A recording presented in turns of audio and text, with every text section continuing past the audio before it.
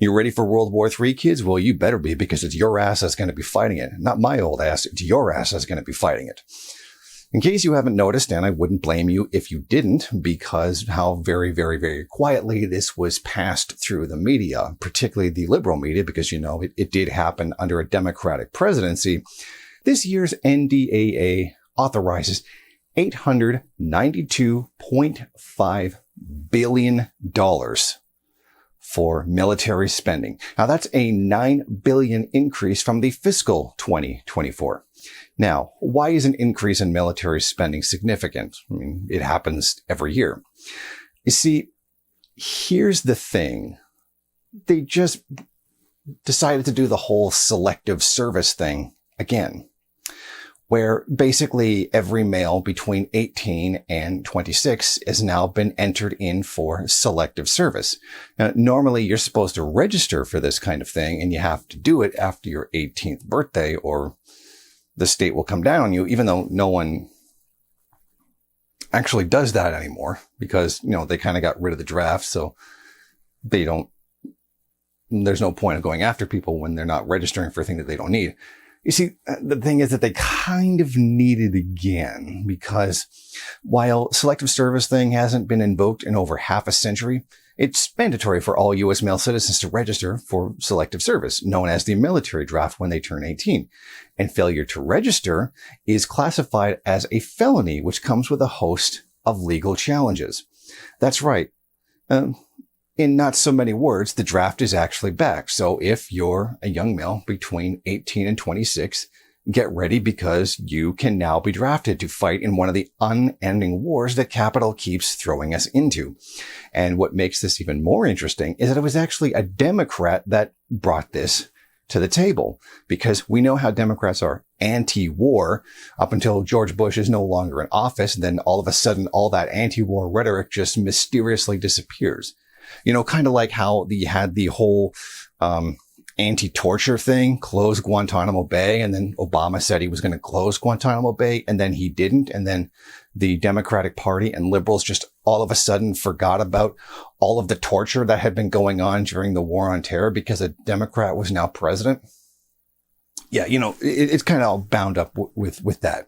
So basically what we have is Representative Christy Houlihan, a Democrat from Pennsylvania, who, by the way, is a veteran. This is the justification that she has for bringing that and then having everybody vote on it and passing it. Why we should just automatically draft everybody, well, men 18 to 26.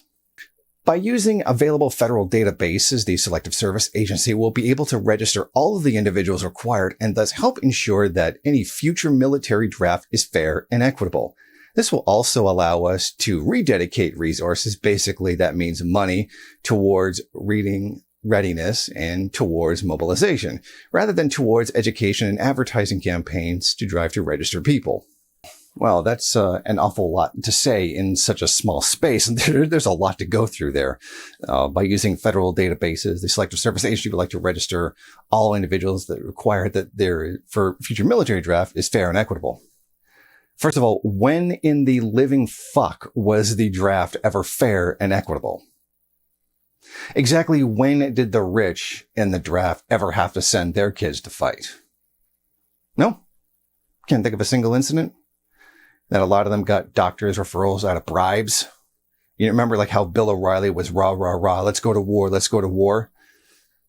But when Vietnam came up, oh yeah, I got this pain, so in my leg I can't fight, and is now an avid jogger today as he was immediately following the end of the war.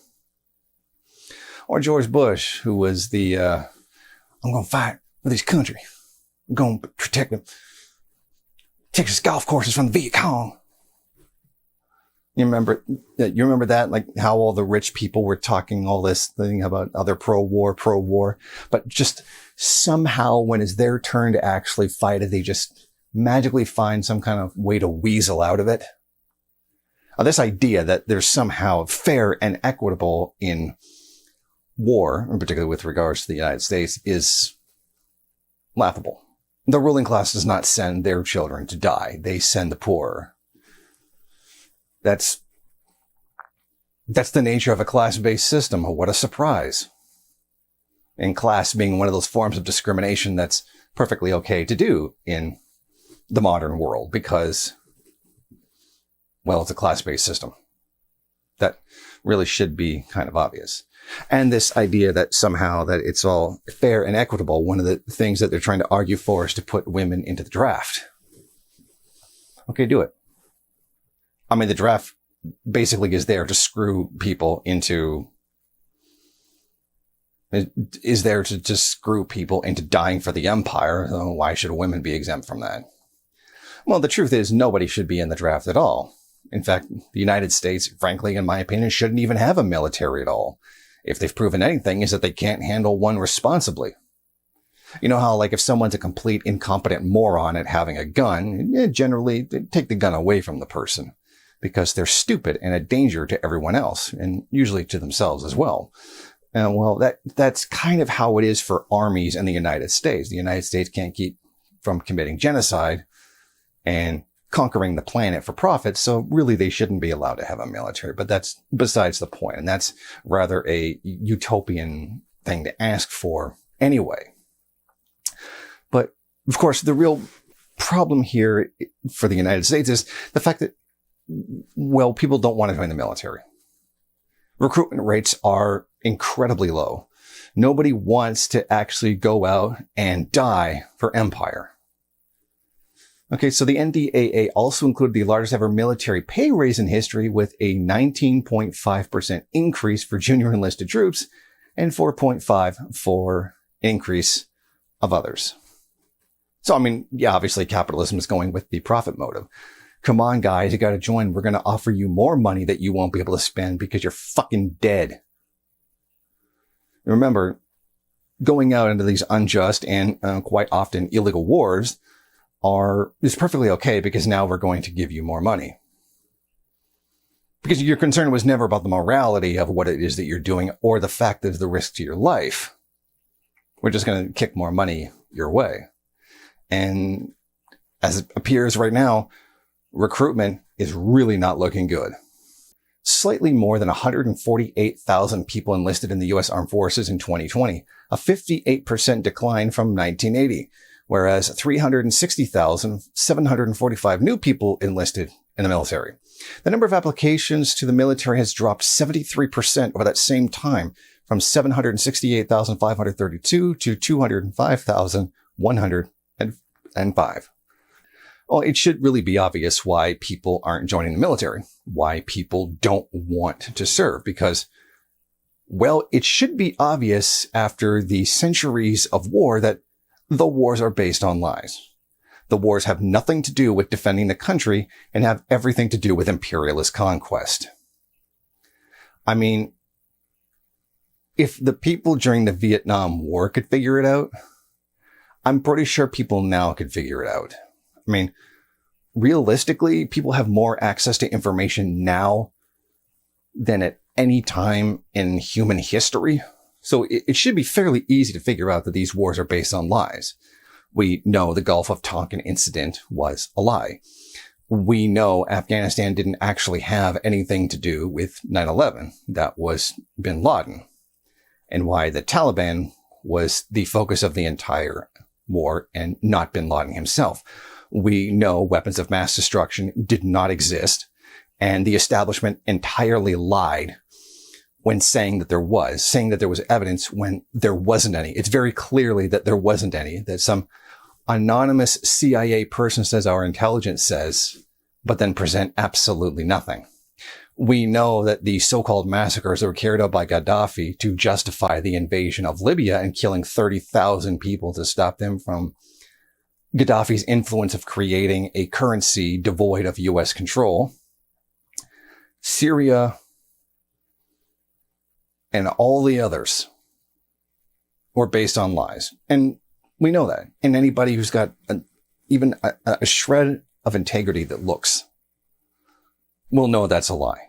People don't want to join it. People don't want to die for that. People know that it's bullshit. I mean, generally, Americans come off as pretty goddamn dumb.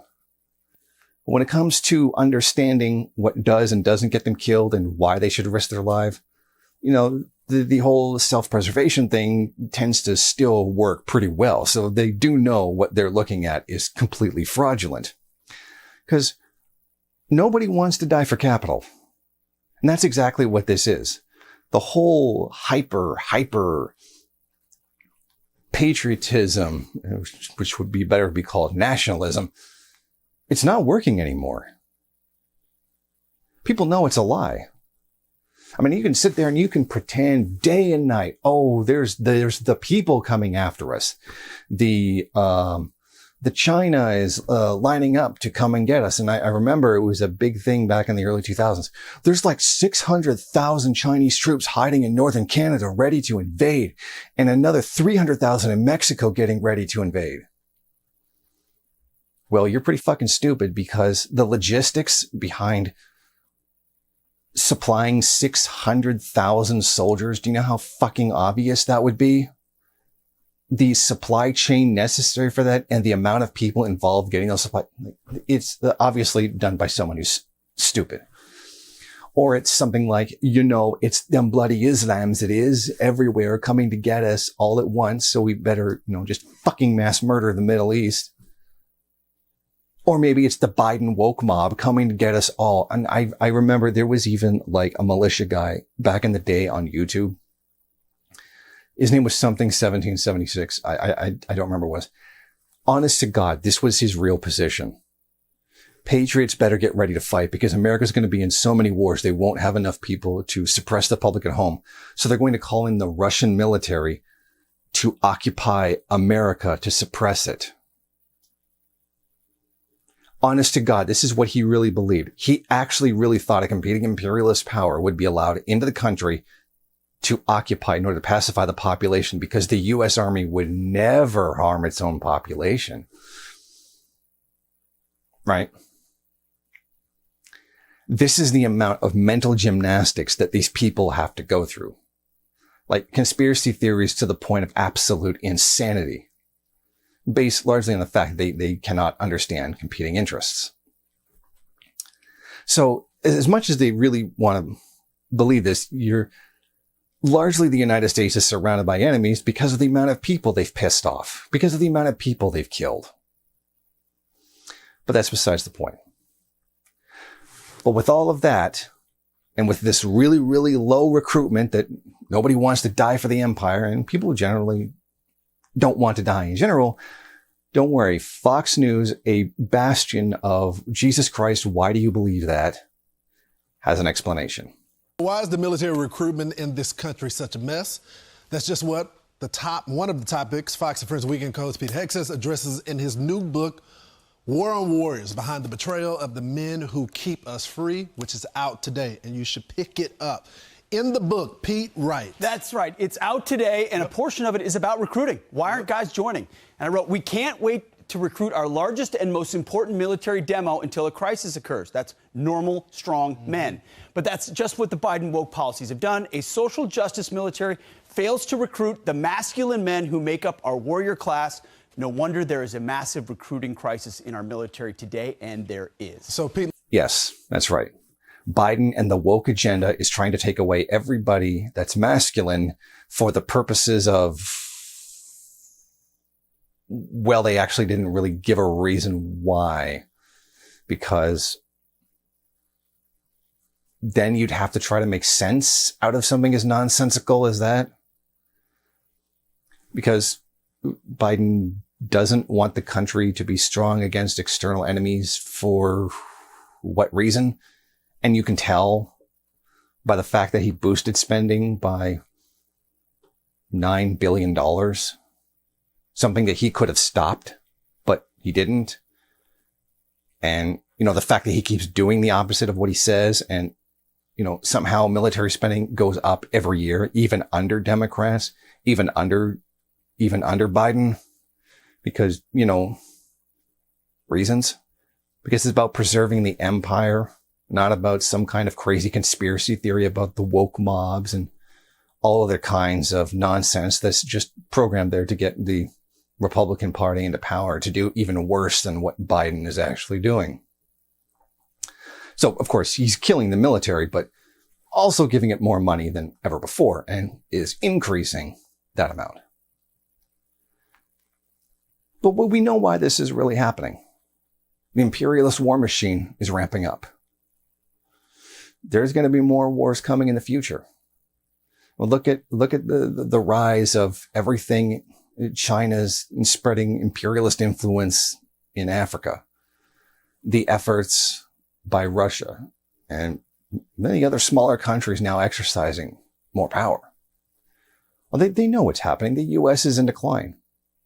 And, one of the things that holds an empire together is a massive, overinflated military, as has been the case of every single empire that has ever existed in every time period. And as this gets worse, there's going to be more fighting. More fighting means more soldiers.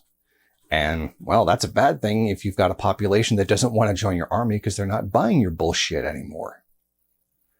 So you better be prepared for the draft. And I know there's a lot of people out there going to be saying, well, they wouldn't do that. There's no reason to do that. Well, if there wasn't, then why would they create it to begin with? They clearly are intending something, even if it is just an emergency. I think it would be a little bit different if a foreign army actually invaded the United States. I don't really think you would need it that much. I think a lot of people would still be willing to step up and actually fight it. But that's not where this is going. This is going to be more wars overseas. This is going to be more third world people being killed for capital. And you need bodies on the side of the imperialists in order to be able to do it. As everybody just seems to just kind of forget, there was a draft before. And there will be again, if necessary. The one thing here that's most important to keep in mind, that it's not about funding. The U.S. has given money hand over fist to the war machine for centuries. Money has never been the problem. The problem has always been to get the population to go along with it. And, you quote the Nazis, I believe it was Goebbels, why would any person want to fight in a war when the best they can ask for is to come back in one piece? And of course, you have to trick people into war. You have to give them justifications. You have to burn down the Reichstag. You have to tell them that the communists are coming to get them at any minute. And then the Muslims are coming to get them at any minute. And then the Mexicans are coming to get them at any minute, and all kinds of nonsense. You could rehash that over and over again. But that's not really necessary. I mean, that's been done to death. That's cliche at this point. The point is to recognize the desperation that the government is in right now. The desperation that the ruling class is in order to keep everything together, in order to forward the imperialist agenda. And that is the bloody point. Thank you for watching. If you like this program, then please head over to my Patreon page and set up a monthly donation. It's your donations that keep this program running. Also, if you would like, please rate, comment, subscribe, and share in various social media.